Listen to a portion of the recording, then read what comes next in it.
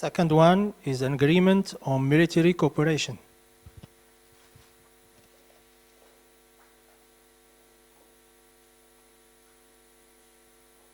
Et c'est l'occasion pour moi de réitérer la position claire du Royaume du Maroc en ce qui concerne l'intégrité territoriale de la Serbie et son opposition à toute atteinte à cette intégrité territoriale. Le Maroc sera toujours contre le séparatisme et le Maroc sera toujours contre toute atteinte à l'unité nationale et à l'intégrité territoriale des États. Et c'est le cas de la position marocaine en ce qui concerne la question du Kosovo, que le Maroc considère comme partie intégrante de la Serbie. Nos relations sont également basées sur une coordination parfaite par rapport à des questions fondamentales au niveau des organisations régionales et internationales. Nous remercions également la Serbie pour sa position constante, constructive, concernant la question du Sahara marocain et l'intégrité territoriale du Maroc. L'année prochaine, nous allons célébrer 65 ans de relations diplomatiques entre nos deux pays, des relations d'amitié sincères et de solidarité à toute épreuve. Si nos relations sont bonnes au niveau politique, au niveau de la concertation et au niveau de la coordination, je pense que leur potentiel économique n'est pas encore complètement utilisé. Et c'est la feuille de route sur laquelle nous sommes mis d'accord aujourd'hui. Comment donner une plus grande impulsion à nos relations économiques? Comment faire de notre commission mixte bilatérale un instrument de promotion des investissements et des échanges commerciaux?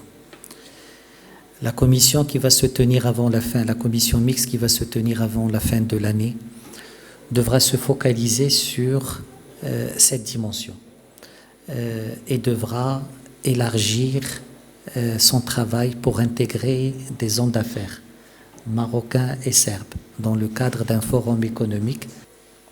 Dans ce contexte, je tiens à souligner que la Serbie appréciait le soutien du Maroc qui résiste aux intenses pressions de reconnaître l'indépendance du prétendu Kosovo, tout en respectant la souveraineté et l'intégrité territoriale de la Serbie, aussi que les discussions menées au sein du dialogue entre Belgrade et Pristina sous l'égide de l'Union européenne.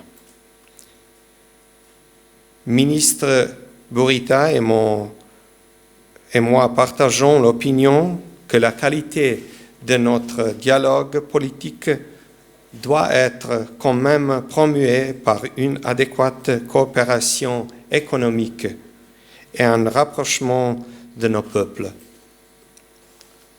La Serbie, en tant qu'un pays qui s'occupe de chaque habitant peuplant son territoire, a entrepris les mesures adéquates afin de protéger son économie contre les conséquences de la crise sanitaire a provoqué.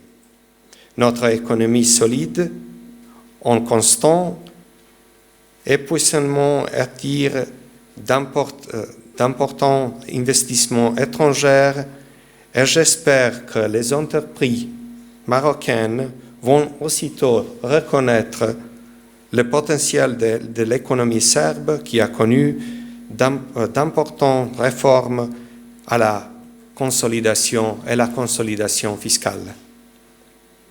Les divers sujets économiques dont nous avons discuté aujourd'hui seront d'abord abordés et considérés en détail lors de la prochaine réunion du comité mixte de coopération économique entre la Serbie et le Maroc, y compris le développement de la coopération dans le tourisme, la numérique, l'industrie textile, pharmaceutique et agroalimentaire.